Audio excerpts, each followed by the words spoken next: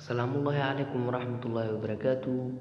Asxaabta maanta waxaynu ka hadli doonaa barnaamijka kubadda cagta, gaar ahaan لاعبinta ugu taajirsan. Haddaba barnaamijkaas waxaa diyaarina anigoo ah Cabdicasiis. Laacibka kaalinta 10aad ku jira waa Ronaldinho. Da'diisu waa 38 jir, waxa uu kasoo jeedaa dalka Brazil. Hantidiisuna waxay gaaraysaa 9.5 milyan.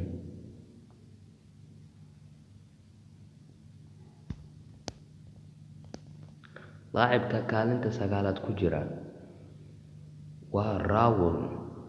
Da'diisu waa 40 jir, waxa uu kasoo jeedaa dalka Spain. Hantidiisuna waxay gaaraysaa 93 milyan.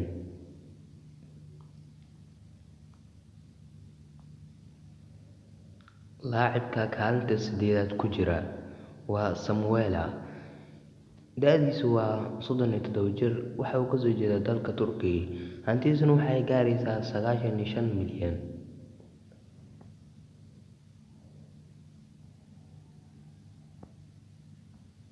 Laacibka kaalinta 7aad ku jira waa Eden Hazard. Da'diisu waa 27 jir, waxa uu kasoo jeedaa dalka Belgium. Hantidiisuna waxay gaaraysaa 100 milyan.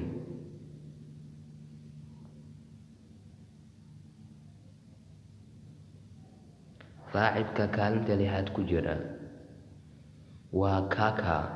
Da'diisu waa 36 jir, waxa uu kasoo jeedaa dalka Brazil. Hantidiisuna waxay gaaraysaa 105 milyan.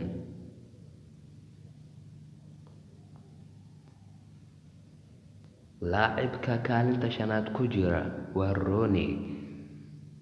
Da'diisu waa 32 jir, waxa uu kasoo jeedaa dalka UK. Hantidiisuna waxay gaaraysaa 120 milyan.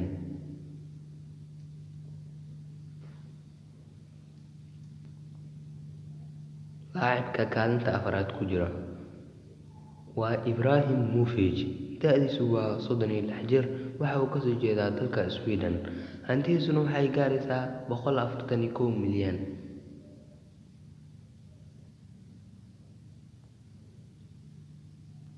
Laacibka kaalinta 3aad ku jira waa Neymar.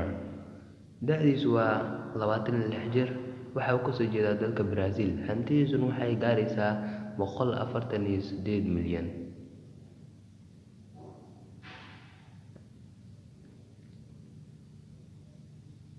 Laacibka kaalinta 2aad ku jira waa Lionel Messi. Da'diisu waa 30 jir, waxa uu kasoo jeedaa dalka Argentina.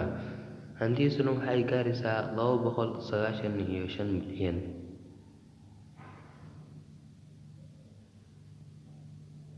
Laacibka kaalinta 1aad ku jira waa CR7 ama Ronaldo. Da'diisu waa 33 jir, waxa uuna kasoo jeedaa dalka Portugal. Hantidiisuna waa 321.5 milyan. Asalaamu calaykum.